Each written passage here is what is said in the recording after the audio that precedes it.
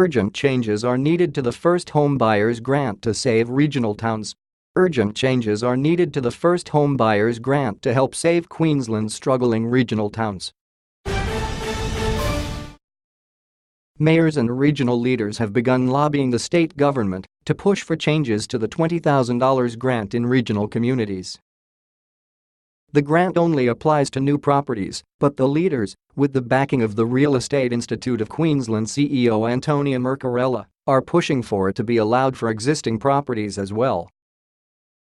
A letter signed by 11 regional mayors and all 12 leaders of the Far North Queensland Regional Organisation of Councils has been sent to State Treasurer Curtis Pitt urging him to urgently consider expanding the grant.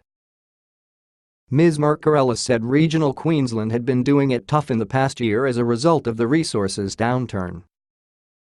She said rental vacancies had skyrocketed in some towns and prices had taken a bit of a beating.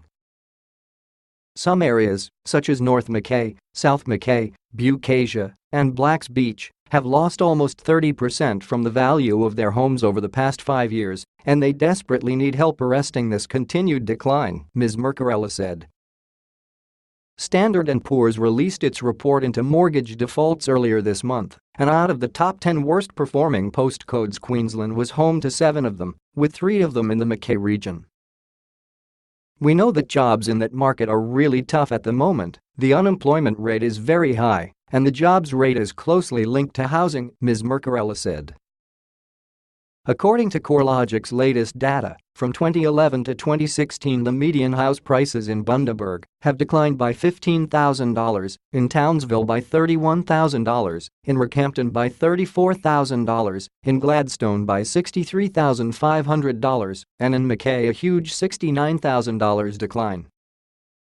She said the REIC had unsuccessfully lobbied for years to have the grant include established housing throughout Queensland, but now they were pushing to at least have it included for regional communities to help them out.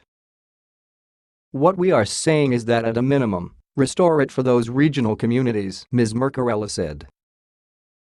"These markets don't need more homes built, they need buyers for the oversupply of established homes. It is within Mr. Pitt's power to bring those buyers to the market and help regional Queensland weather this continuing economic downturn." A Queensland government spokesperson said any decision to alter the nature of the program would be a matter for the government to consider in light of budgetary implications. The government is also well aware that jobless rates and economic activity are worse in some regions than others, the spokesperson said. "That is why so much emphasis has been placed on job creation initiatives for regions in the 2015 and 2016 state budgets. Anyone without a job will find it tough, if not impossible, to buy an existing home or a newly constructed one." Ms. Mercorella said if the government was to expand the grant it would give regional residents the opportunity to buy in their local market, which would hopefully get stock moving by then allowing sellers to move on and maybe buy an upgrade to something else. "It is about creating some confidence, and really we know that that grant has not been a great success story outside of the southeast corner," Ms. Mercorella said. The grant is struggling to gain traction in regional and central Queensland because buyers do not wish to build, and the cost of building can be higher than buying an established home.